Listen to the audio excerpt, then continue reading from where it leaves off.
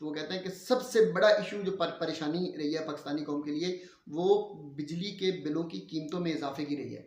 तो ये आपकी गवर्नमेंट में हुआ है इजाफा, ये इमरान खान की गवर्नमेंट में नहीं हुआ था। ये सबसे बड़ी परेशानी जो कौम को अता फरमाई है वो आपकी गवर्नमेंट ने दी है। जो आपका वो अलादीन का चिराग लेके आया बैठा है ना नया लीडर, जिसने आके सारा कुछ बदलना है, उसे बताएं कि हमने पहले ये चांद चढ़ाया हुआ है और आप भी खैर चांद ही चढ़ाते थे। खैर अगली बात सुने, वो कहते हैं कि short increase in perception of increase in electricity prices as the most worrying issue। फिर वो कहते हैं कि concern regarding the unemployment significantly आई। वो कहते हैं कि सिर्फ बिजली की कीमतों में इजाफे का मसला ही नहीं रहा है, बल्कि साथ बेरोजगारी में भी इजाफा हुआ है। अब आप ये सोचें कि ये वो लोग हैं जो इमरान खान पर तनकीद करते थे कि 1 अरब 10 लाख नौकरियां, 1 करोड़ नौकरियां और ये आप करेंगे।